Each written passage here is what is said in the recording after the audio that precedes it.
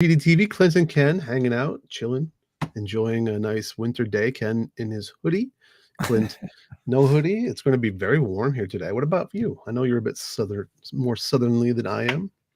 It's been crispy, but today it has warmed up It's again. supposed to be like 60 degrees here, which is just, Oh, yeah, it's insane. about the That's same like here. what 15 to 18 in that Celsius for all of our Celsius viewers, right? Like all I know is 20 degrees is approximately room temperature, about 69, 70 degrees. So anything lower than that, I start losing it. Ziti TV today, just going to be really me, Ken, hanging out, hopefully answering some questions. So we're going to do an office. Oh, you know what? This is another Ziti TV, like twice in a row. I forgot to put the bumper up, Ken. So let's go get the bumper, put the bumper on the screen, and I've got to figure out how to get PowerPoint to behave and to put screwed it up, and to put the video on the right monitor so that I can share it correctly. Bam! There we are. So we're going to do an office hours, basically sitting around answering any questions you might have. If you're visiting us from Discourse, holler at us. If you're visiting us from Reddit, let us know. Twitter, let us know. Just say hi, and yeah, we'll answer some questions. In the meantime, we're also going to be working on whatever, right? We're going to be taking a look at something that seems interesting. There's always something going on. Sometimes it's not a pre-canned type of presentation, but this week we've had a couple of new things. So let's fire up the. You know what? Sorry, I apologize, Ken. How you doing? I'm doing How's great. things? I forgot to even ask. It Just was went right one of in. those weeks that kind of flew by, but Don't they all? They all seem to just fly right by. they might be speeding up. Time might be speeding up. Hard to Is define. that what it is? Getting closer to some sort of event horizon, a ZD event horizon. Falling into the gravity well. All right. Let's see. So I was going to pop up the README. Let's fire up the README. Bring it to the screen. Show it on the screen. Come on, you can do it, Windows. You can do it. All right. So we had a new release 0.31.1 Yes, we in did. this release. Let's see. Have you read these release notes? I have not. I have not either. Let's read them. SDK hosting improvements, Terminator validation utility, circuit link query support. All right, so what is a SDK hosting improvements with a typo on that improvements? But it's all right. In previous versions of OpenZD, if many SDK clients were attempting to establish hosting, the controller could get overwhelmed. In this release, routers will use the rate limiter pool introduced in 27.6. Okay. Additionally, routers now have the ability to verify terminator state with the SDK if the SDK supports it. Oh, if the SDK supports it. In general, I don't know what that means. Additionally, routers now have the ability to verify terminator state with the SDK.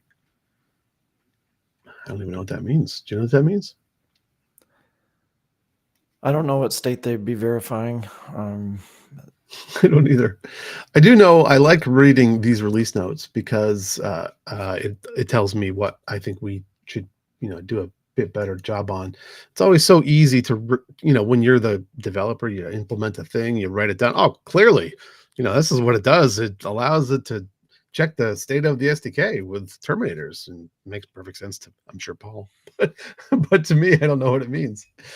If the in general, hosting large numbers of services using the SDK should now be less susceptible to the thundering herd issue. All right, cool. Also, HA is coming, so HA will hopefully help with the thundering herd issue too. But that's cool. Always good to see performance improvement type things. Manual terminator validation. A new CLI command available to validate terminator state. Primarily a developer tool to validate that terminator setup logic is correct. However, may be used to diagnose and resolve issues with production systems should the needs arise. ZD Fabric Validate Terminators. I kind of want to make one now and see what that's about. So maybe let's put that on the agenda. Let's see. Go through a little notepad, put this as an agenda item. I'm on a different screen. Circuit link query support. Previously, listings, circuits, and links always showed the full list. It's because those types are in memory and only stored and not in bolt. Now there's basic support for querying them. Cool. It doesn't tell me how to query them, so let's put that on the list too. Query circuits. And we'll use the complicated or normal Docker Compose for that one. All right, that's cool. A bunch of bug fixes in here. Let's see. Anything interesting? Allow checking if reconnecting, inspect support, terminator. Yeah. DNS service failure should not cause a router restart. No, it should not. That's cool. All right. Well, I guess that's about it. There was something else I was going to look at here. Oh, I know what it was. It was discourse. Where is discourse? Last week we were talking about Z-Deception, and there is a discourse post. If I find where Ryan is, ZD administration console updates.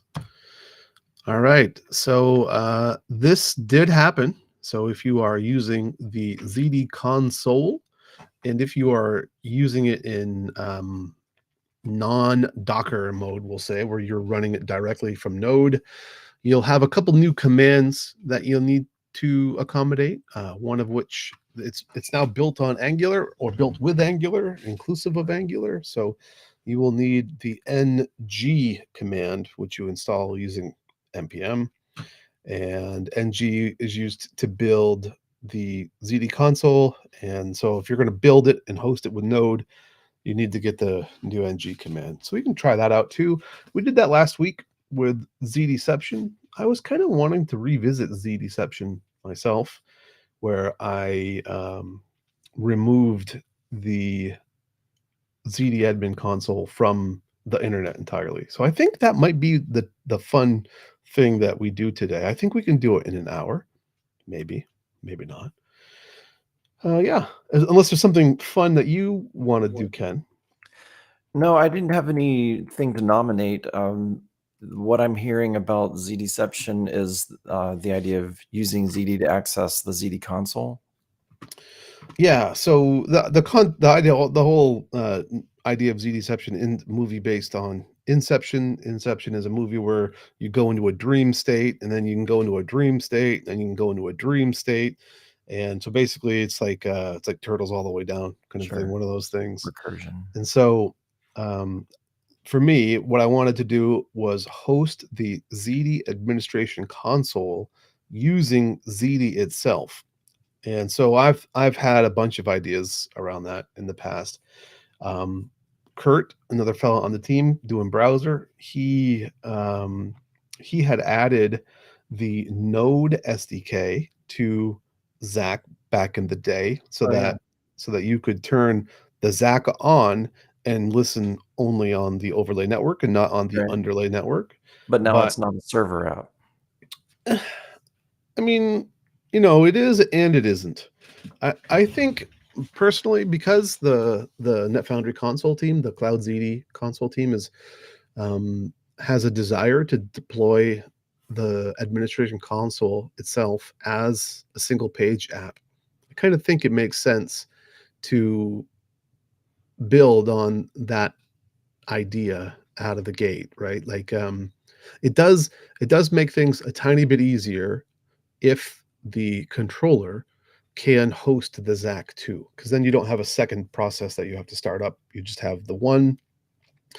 You do have to currently configure it. So another thing I considered to do here on the stream is to actually try to implement some kind of ZD CLI command, which allowed you to go download the ZD administration console for whichever one you wanted and apply it to your ZD controller, and then host it from your ZD controller using the XWeb API that we saw and defined last week, of which Andrew also provided some nice feedback on. And shout out to Andrew. He had the same ideas that I did, but I didn't want to lead the witness, if you would. But he also had the same ideas around making the XWeb Generalized. component, yeah, making it generalized so that it's a single page app handler or API as opposed to the Zach API or static content handler, which Yeah. and he had a couple of nice comments on the pull request, so that's something else we could do as well. What do you think? Well, my response to his comment was, does the shape of the options that we tack on to the binding, if we made it general, would it be acceptable to have arbitrary options, or do we need schematic options, like options with a particular shape? So No, you because definitely have to have a particular shape. So, for example, the one of his comments was the ZD admin console is written in a way where it is soliciting assets at the root of the web server. So slash assets. And Mhm. so when I wrote, let's not talk about it. Let's just show it. Visual aid. Here we go. Not the ZD doc. That is the wrong one. Let's go to this one.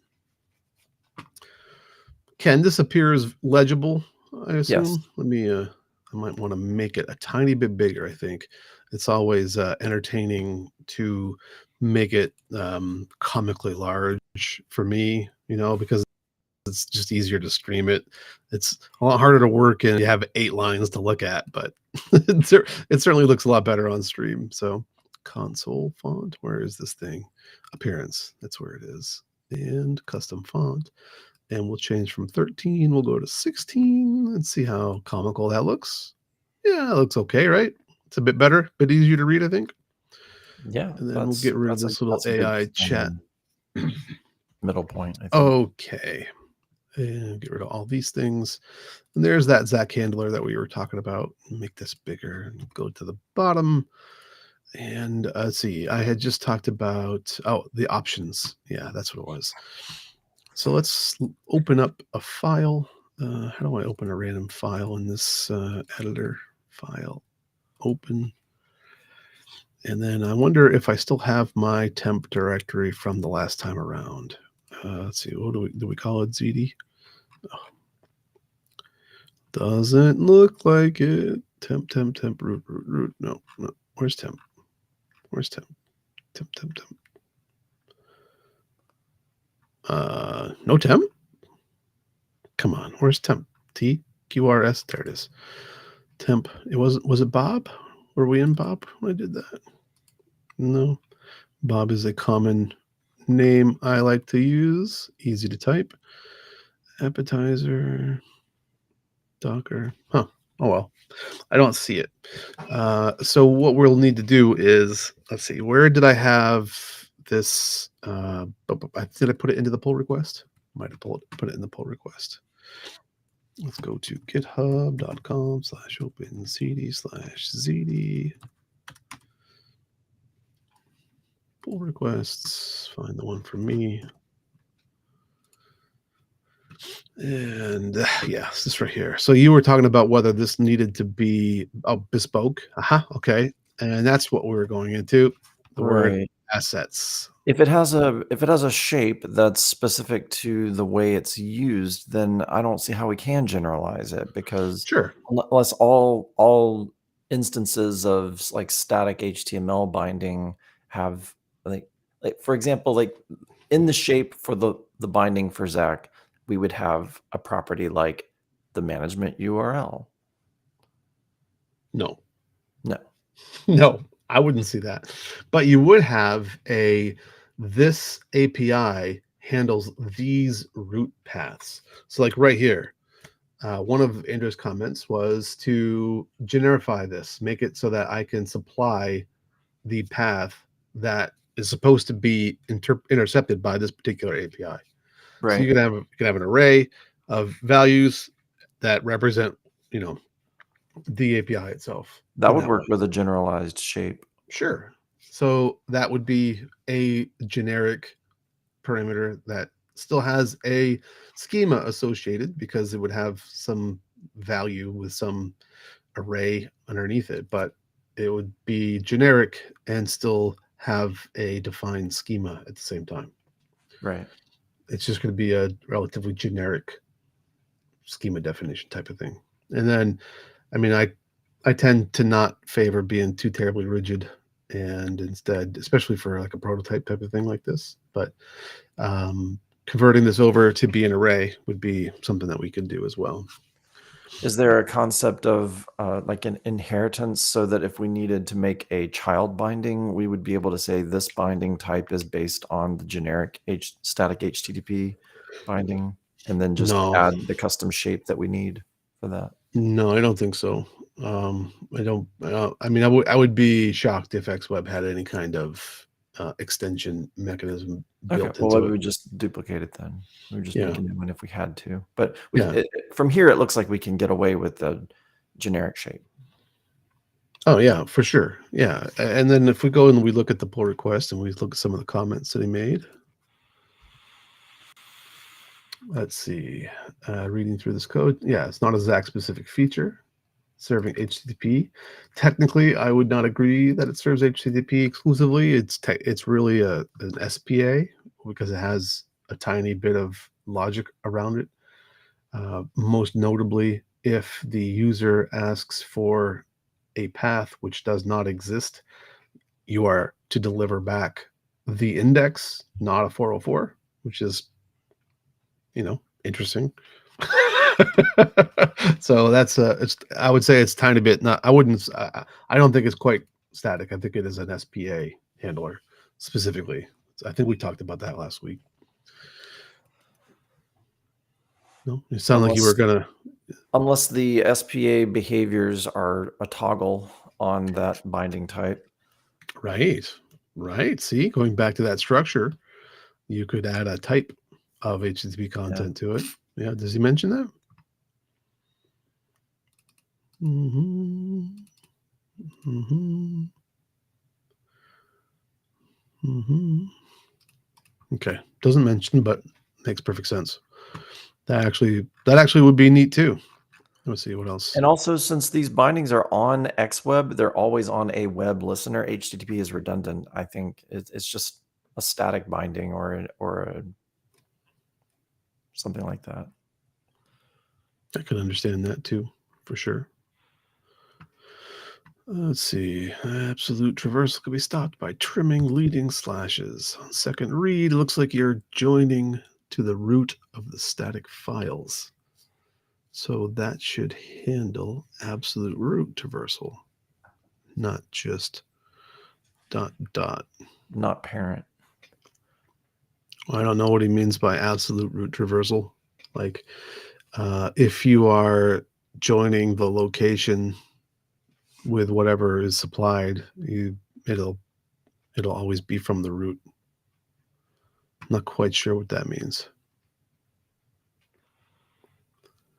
Okay, well, we can do that too. I think that's a good call. Definitely don't want that. All right, let's just let's spiffy this up as part of our working session so people can watch, and we'll be little streamers, do some work together here. Why is this not being found? What was this in? This was in controller.go. Controller.go. And in server, no. Oh, GoLand. Controller.go.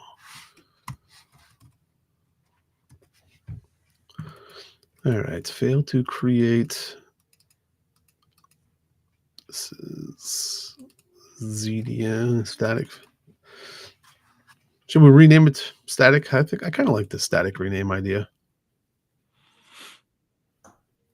Where's refactor? Yeah, that fits the current concept. Static content.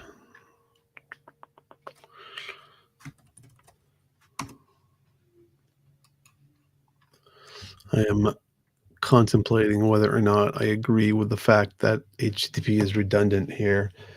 I don't know that it Doesn't I do don't any harm to name it doesn't redundantly. No. No, it doesn't. No, but I was just contemplating what you were saying to see where I feel about it, and apparently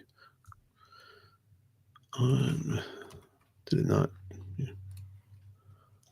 Just static by itself is a little bit vague. Yeah. Like if you saw that out of context.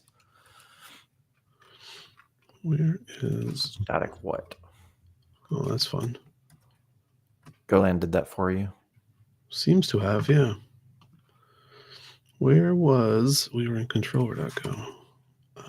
Controller. Oh no, I had renamed Zach. And Zach has within it, I can't. Oh, it's handler.go. Okay, right there. I saw some other error. I don't know where it went. Okay, well, whatever. Let's see, Zach. Let's find the word Zach in here. All right. How many times? I can't. 6 times? No. Where's the? There it is. 3 out of 4. All right. So let's change this Zach admin factory to. I don't know. I might like static HTTP better.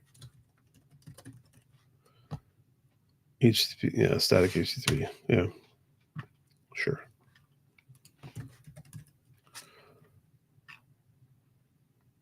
And this is the binding. Where's the binding used?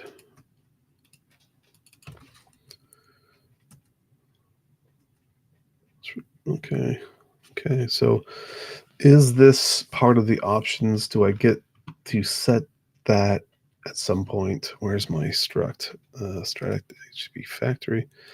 And binding is used hopefully inside of this. Where is binding used? It's right here. I really do not appreciate code folding. I don't know why I can't turn that stuff off. I mean, I try. There's been some code folding challenges with Golang lately. It's not been doing what I want it to. Is that where it collapses multiple lines? Yeah, I've been trying to not this. Where's critical settings? If you go look at the folding, I have been turning all of these things off, and they continue to come back on again. So if I let's hope maybe this time with you watching, maybe that'll fix it.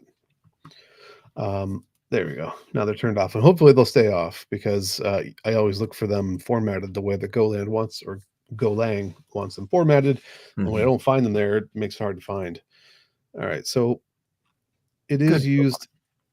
Yeah, you were going to say? I said good robot. Options are used on the static factory.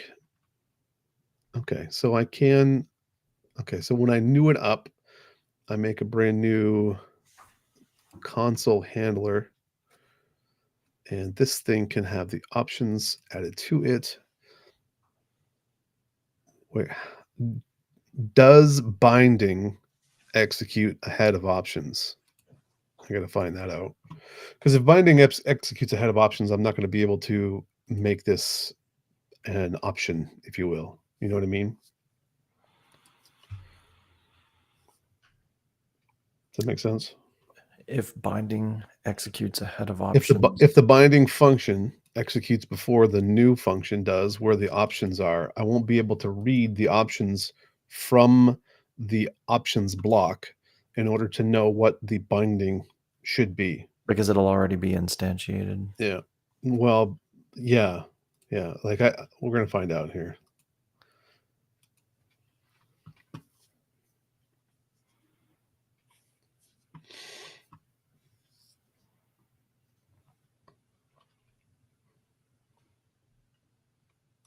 Oh, I do want to go play with validate terminators too. I've never seen what that does yet.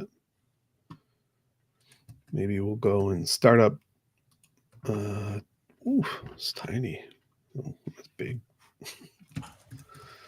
CD Docker. And then Docker compose up. That's going to be simplified. I don't want simplified. I want the fancy schmancy one.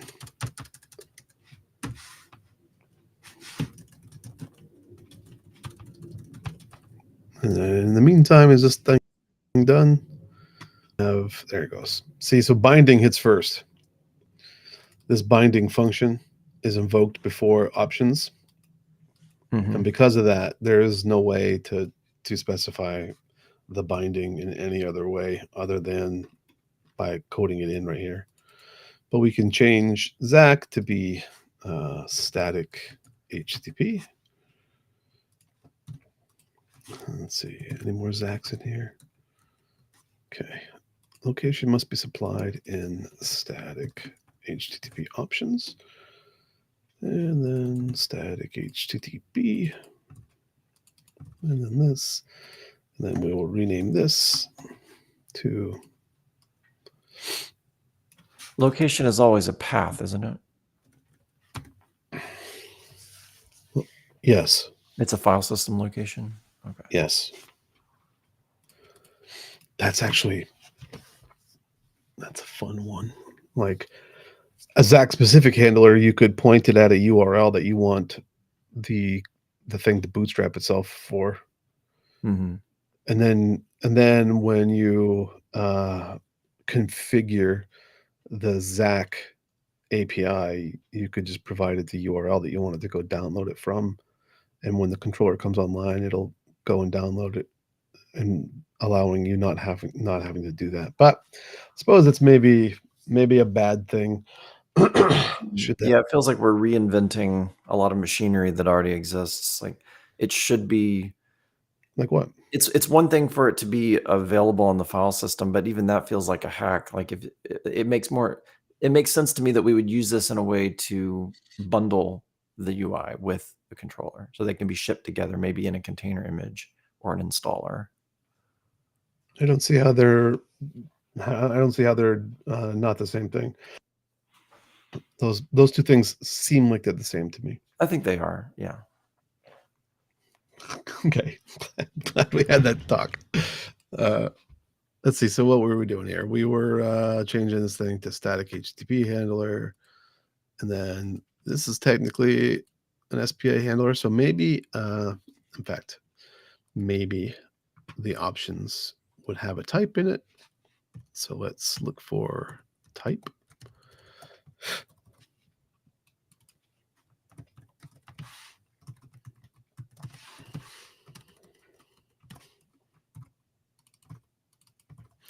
Okay, so if the user supplies a type, if it's not empty and it's not empty, then the type is going to be, let's say SPA, even though it shouldn't be. And then we're going to do a switch on, I don't know the right syntax, HTTP type. What is it? Boom. And this is SPA, and then this, and then default, and then this, and then panic. Not implemented. And then we do this, and then we do this, and then we have a more generic HTTP handler that allows you to supply the type of content, whether it be SPA or case static. It could be static too, and then the static handler just does some static type handling. This returns an HTTP handler that is a SPA handler. Oh, actually, that's a better way to do this. This would be, we'll take this out, put this back down here, and then we say SPA handler is the handler, and we return static nil, and then up here the var, what is this thing? Handler? HTTP handler? Is that a thing? What is this thing? HTTP handler. Yeah, what happened? Capital. Maybe. It should have, I would have thought that it would have detected that. And then that should be, oh, that's what I did wrong. Yeah, HTTP handler. That's what I screwed up. And then we do HTTP handler equals SPA handler, and spell it right. There we go. So now, yeah, and this is actually down here. Yeah, you know what? I like the word handler better. Okay. And so now we need to do a new static handler, whatever that means.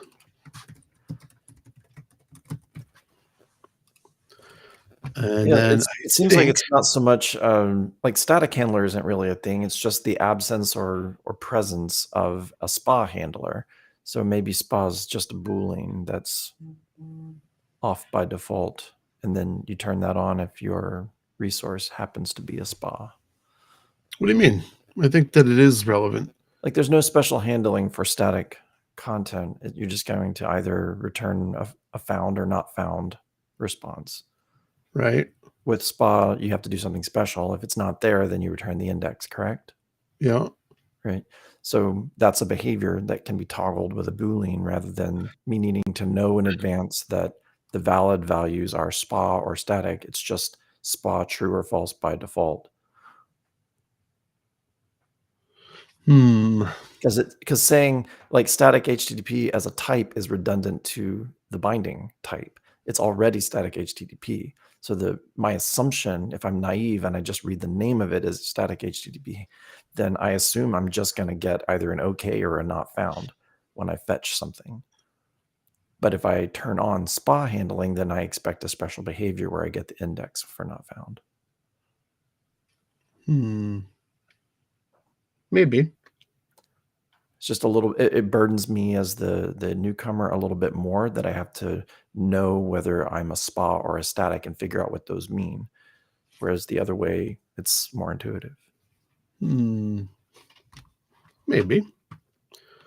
Where is the pull request? This thing.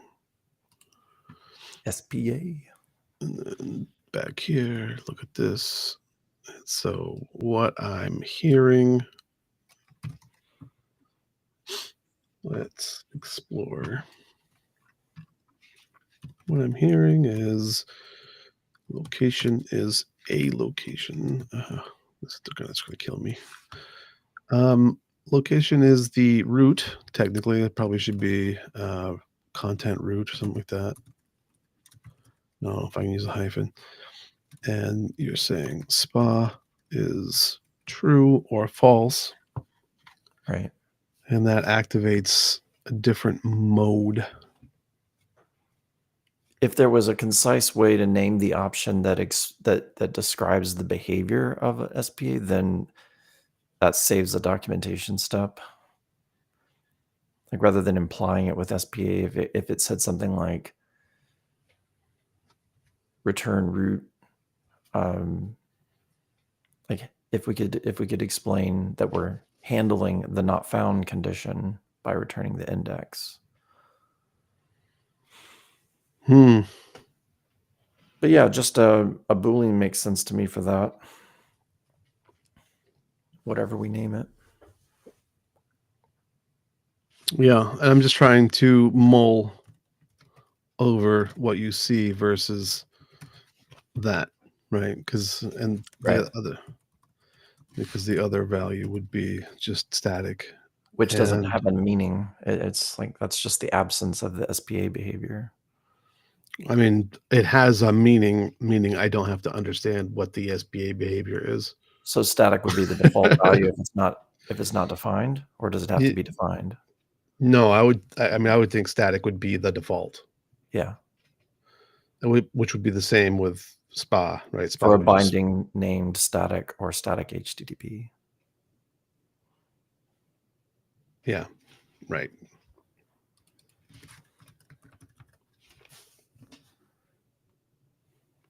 Yeah.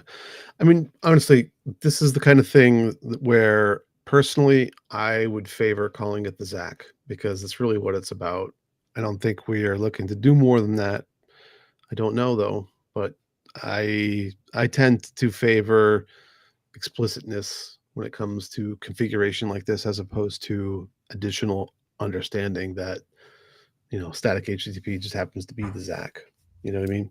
Yeah, that's true. We'd be creating a way of using the software when we don't actually have a use case and there's zero demand for it. Well, I mean, that's okay because like it's, sometimes that's totally acceptable. Um, It's potentially but powerful. it is interesting, and I also like to say, don't limit me on my ingenuity. Like if I want to do something that you don't think is acceptable, but I think is amazing, like don't put me in a box and keep me there. Let me go do my thing and innovate in the way I see fit. So part of me thinks that um, having the flexibility of host any content is useful. Part of me thinks like the usability part of me says call it the Zach, make it bespoke, make it easy, make it simple, no complicated stuff. If I wanted to, in fact, that's what I'm leaning toward. I'm leaning toward supporting both. Like my developer side says, fine, the Zach API binding will just be a simple wrapper around this fancier static HTTP binding, which we can call it static HTTP in the code.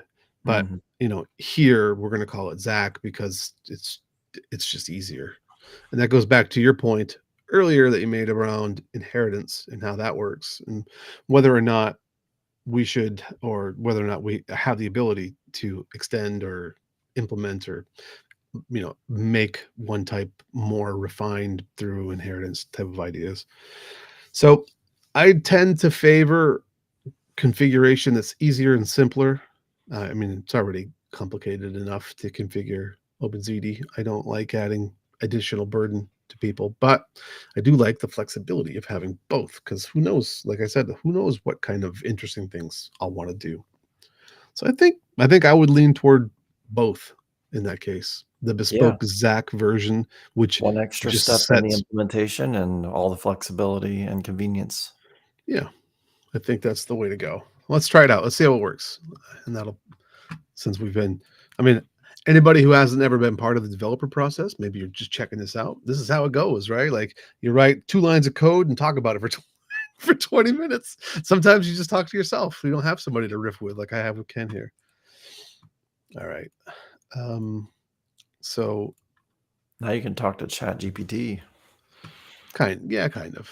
kind It of. does an all right job. All right. So let's look at our spot handler because one of the things that so as a generic HTTP implementation, see the it gets trickier because do you want a root? Do you want two roots? Do you want n roots? Do you want to be able to point to a file, point to straight to a directory? Now you're just reinventing Caddy, you might as well embed it.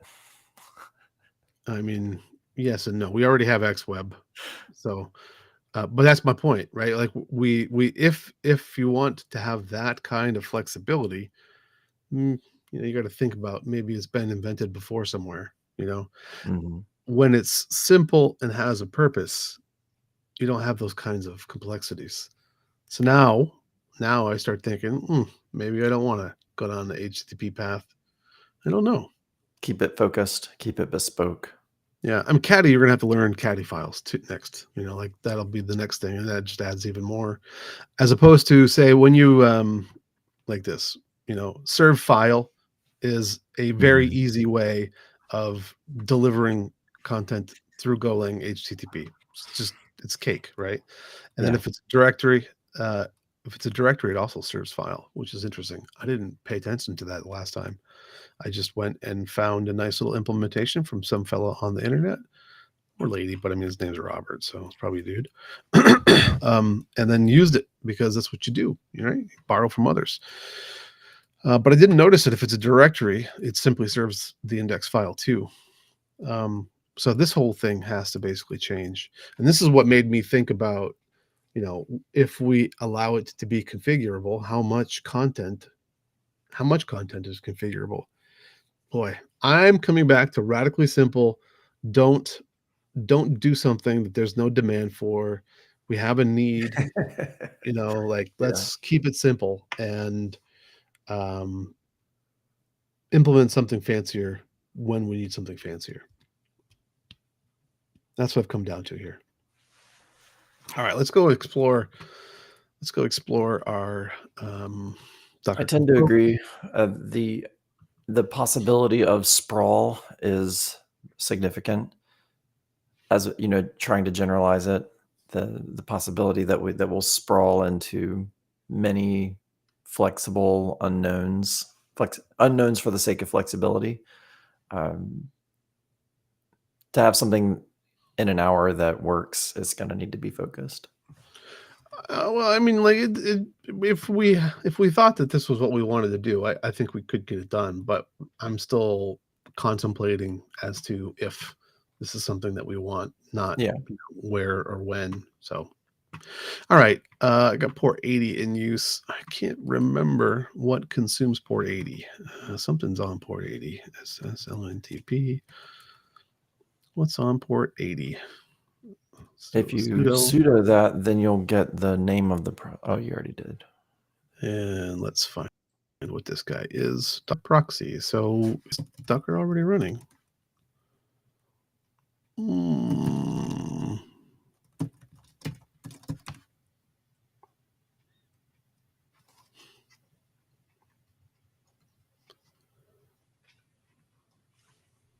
I don't remember starting it, but you know, sometimes that's what happens. All right, and then sudo ss. We still got port 80. Oh, Daddy. Oh, I went the wrong way. Systemctl stop caddy. Hey, there we go. We got an 8443 though, and a 1408. So I need to stop those things. Yeah, that's not. There we go. No ZD process is found. Sudo systemctl stop ZD controller. Okay.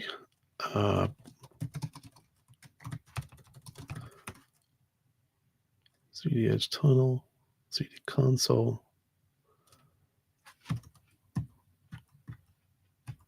How do I have a 1408 running? Oh, it's node and 8443.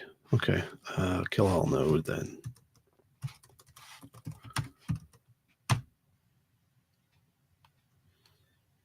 Did it come right back again? PID 449 and 448. Oh. Hey, there we go. Now we can do a Docker compose up.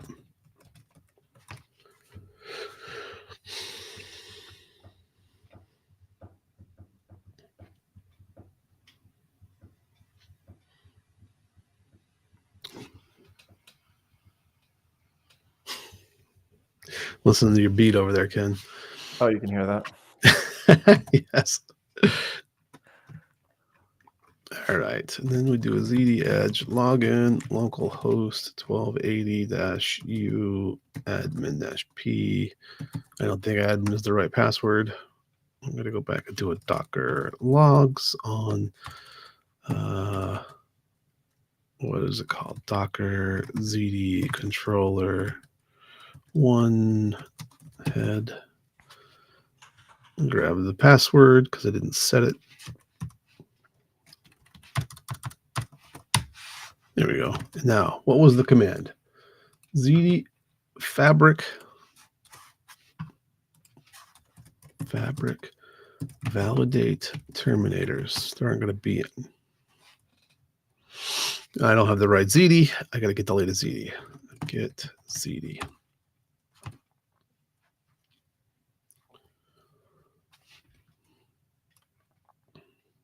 And then ZD version. I don't think that's going to be the right one. Yeah. And then we're going to copy this ZD to bin. And then ZD version is correct. And so now I can do a ZD fabric validate terminators.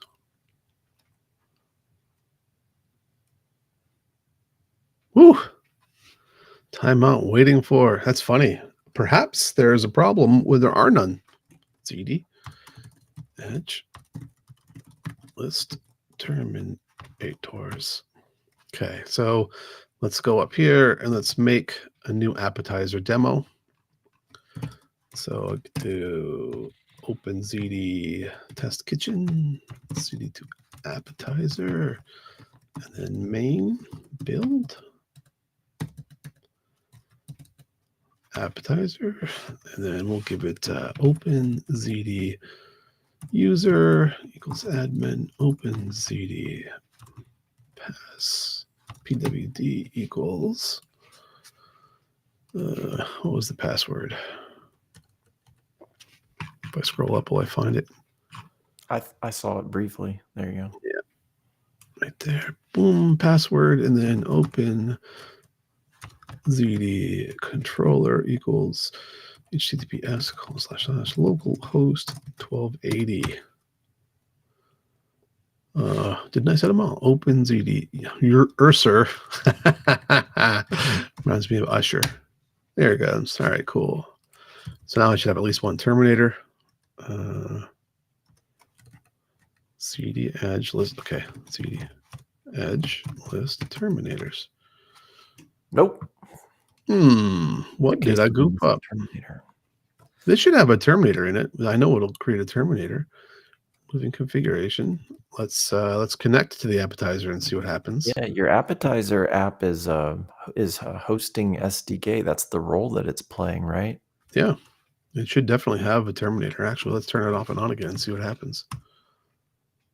No, you should see over here. We should see it. Okay, Docker stop. Well, that's okay. So Docker never started. That's why we timed out.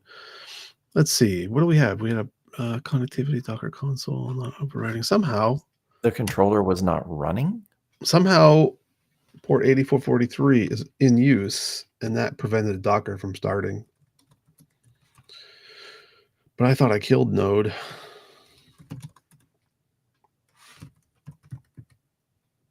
Yeah. 8443 is Node. Mm-hmm.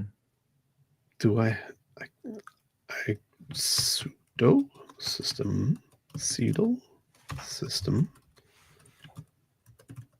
stop cd console.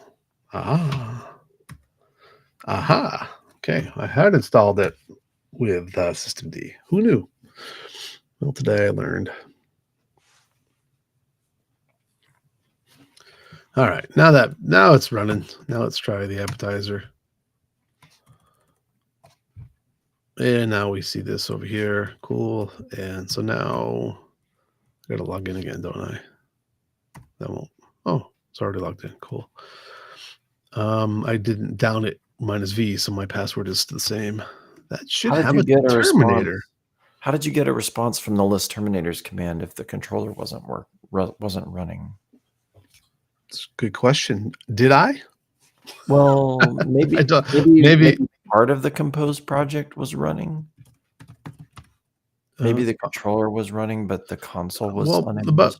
I mean, I always start my Compose in interactive mode so that I can know when it's gone. And when I went back there and scrolled down, it had exited. So, oh, you know what? 8443 could be because the way that the Docker Compose works is everything waits for the controller to come online, and then things happen. And so it's very possible that I got into it while things were happening, and then Zach tried to come online, and it's like, no, right? Yeah, that could make sense. What happened? All right, so we do have classifier clients. We do have a bunch of identities. So this thing is online. So now if I go to appetizer and I go run clients, reflect client.go, I got to give it a URL. Open ZD controller equals local host 1280. Oh no, not that's the wrong one. I want to give it the appetizer URL, which is what appetizer. I don't remember. I'll have to look this up in a second. I'm just doing this so I can just do it once and then do 18,000 and go look it up again. Yeah, looks like the right number. OpenZD appetizer URL. Wow. I can't believe that's right. Only insufficient. Yes, this time. Yeah. Insufficient arguments. Insufficient arguments. I should just be able to run go run clients reflect. wants a service name. Oh, thank you. That should be optional. Interesting. Interesting. Let's go check out. Actually, let me check out the. You thought that was optional. Yeah, I'm surprised it's not. Let's go to Vercel. What would be the default service name? Just Vercel. reflex service? Yeah, that's what it should be. Huh, that's right there. Look at that. I should fix that. Hey, this was useful. All right, so that's cool. Hi there. You sent me hi there. Okay, so things are working. And so now if I make yet another window, and then do a ZD edge list terminators. Is this going to the right place? It's like I'm logged into the wrong. I must be logged into the wrong machine. ZD edge. Actually, let's vi.zd. No, it's .config, right? ZD CLI.json. I mean, that's the right local host. 1280 is right. How are there no terminators? That is confusing. I mean, I'm clearly dial 192.168 failed. You sent me hi there. It replied to me. Connect 192.168 failed, and then it exited. What host is that ending? Token is unverifiable.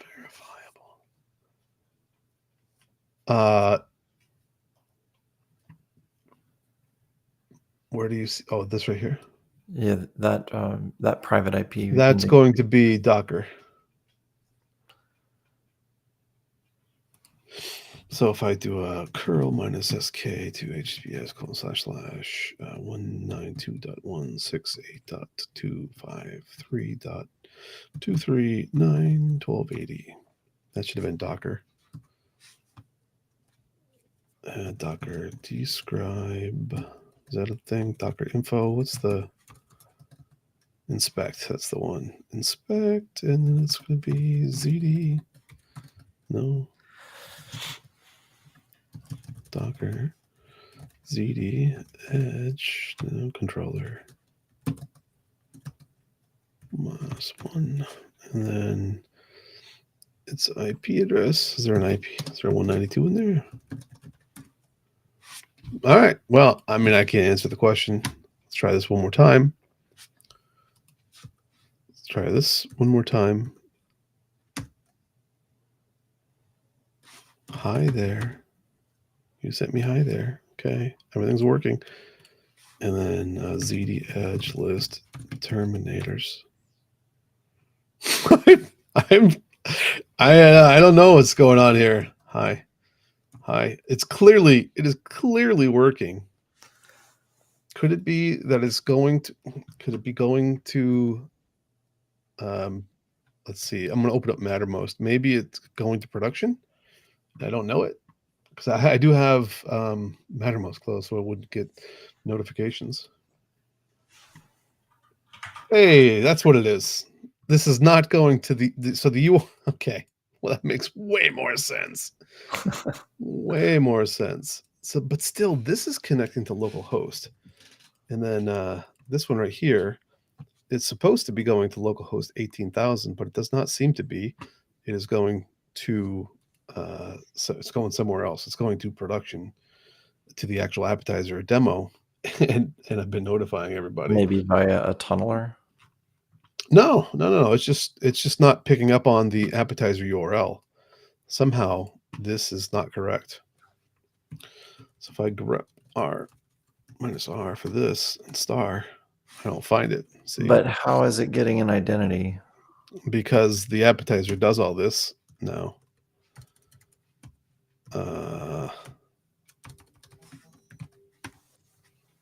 What is the environment variable?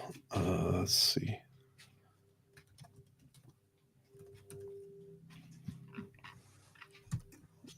OS.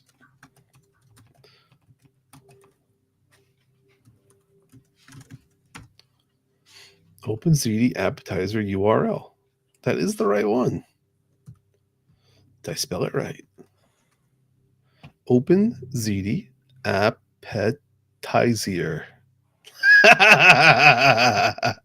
Appetizer.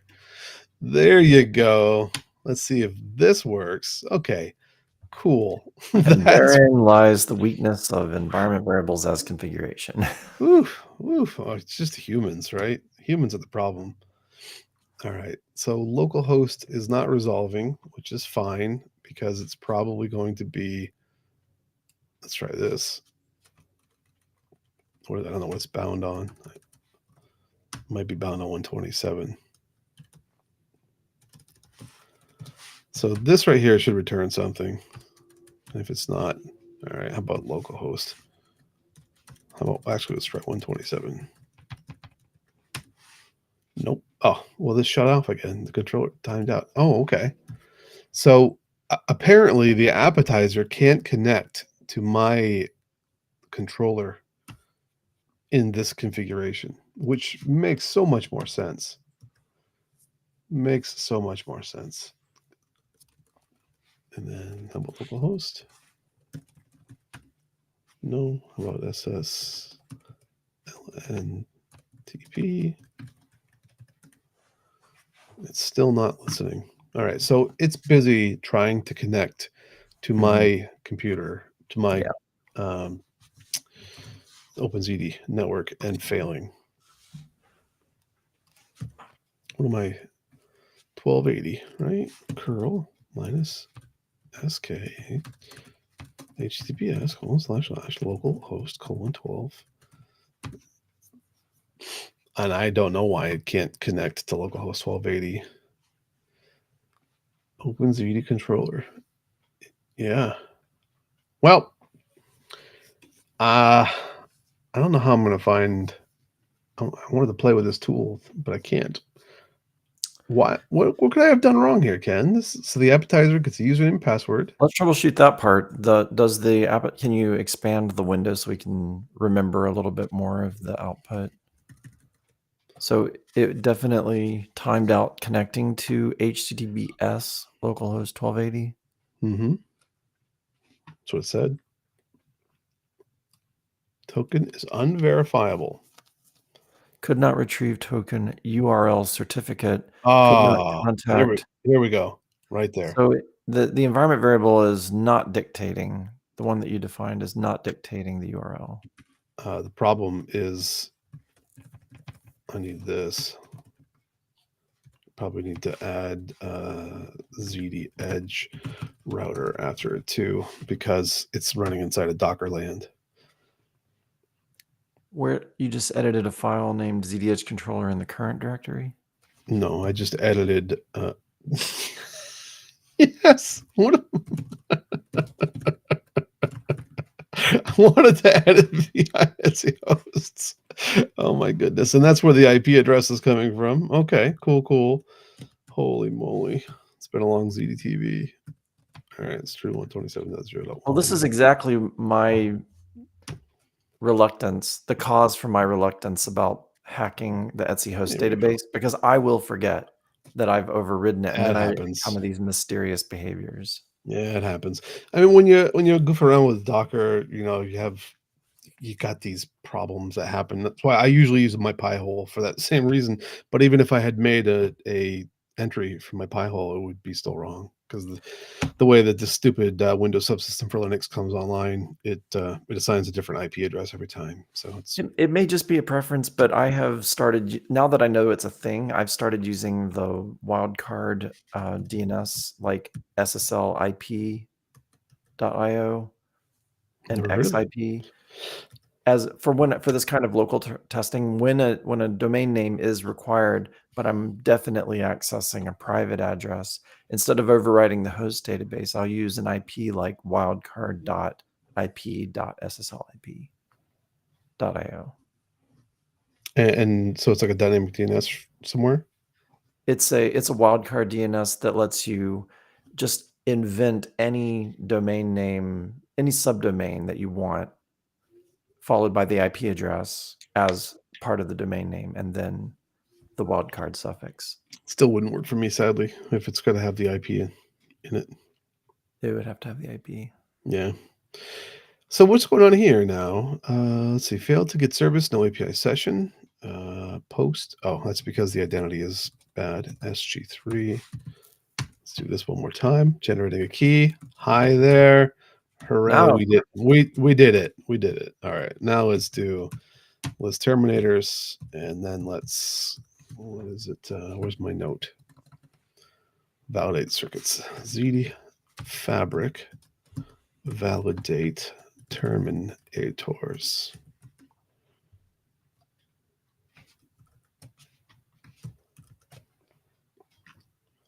Another is that the new, timeout. is Did that the new things feature? Validate. WebSocket close abnormal closure. Yeah, this is the new feature from the release Right. notes. Yeah, I thought I would give it a try, but I must have some kind of issue. Let's try it one more time to make sure. Yeah. Maybe you need a newer version of ZD. Could be. I did not Docker pull, so we could try that. Yep. I know anybody away. that's using the ZD Edge Quick Start command needs to do a Docker pull because there's a bug fix in 031.2.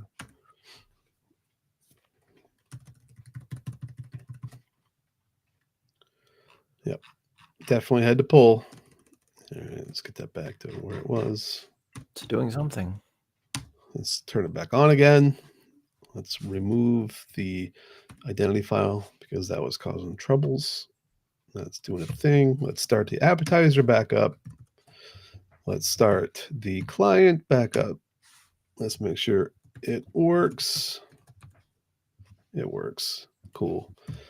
Let's look at our terminators. We got terminators, and now let's do a ZD Fabric validate terminators. Started a validation of 2 terminators.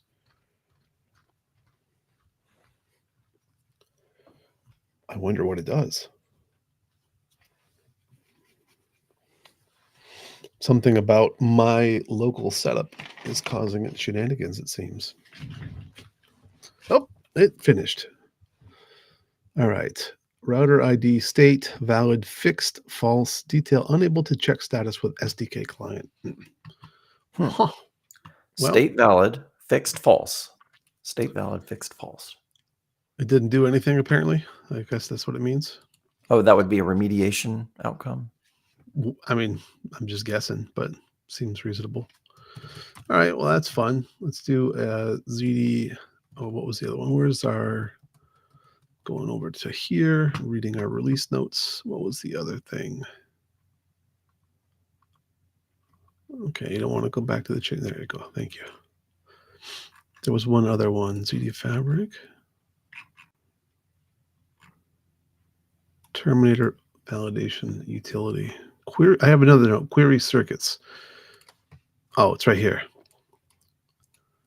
It doesn't tell us what, because it does ZD Fabric list circuits, and then we'll add a Yes. We'll add a help at the end of this. Oh yeah, filter right there. So now I can do things. I wonder, does it tell me if I do a -J, will it tell me what's filterable? Meta. It does tell me meta, but it doesn't tell me what's filterable. So I don't quite know what's filterable in there. Let's do list circuits again, and we'll do service contains SG3. Okay, that didn't work. How about ID? Terminator. Let's do Terminator. Ooh, I don't know if that'll like that. Terminator equals. Let's try equals first. Okay, that works. How about contains? I suppose that. Okay, Terminator works. How about client?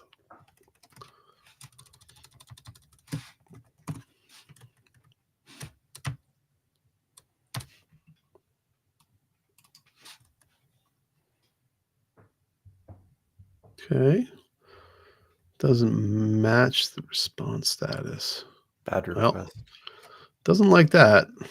And then let's go with ID. Let's see what happens. ID equals. Okay. How about path? Let's try path too. Path equals. Let's do an equals first, and then we'll do a contains. Okay. No need to do a contains on that because that's not going to work. What is r/? R is a router. So Okay. this is the router that the service traverses.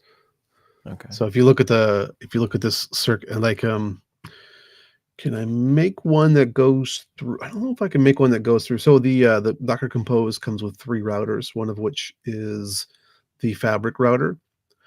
If it would go through the fabric router, you would see r/ZD edge router and then little arrows, and then the fabric router and then little arrows. It just tells you the path that it traverses. Okay. So here we have a client which is connecting to the ZD edge router and the terminator site doing the same thing. All right. Well, there's our working session. No questions asked by the community. That's okay. Maybe next time. And then on the next Ziti TV, we'll see you there later. And future upcoming things are browser related and or HA related and or Xerox related. Lots of big things coming. So it'll be exciting. Thanks, Ken. Thanks, everybody. Thanks,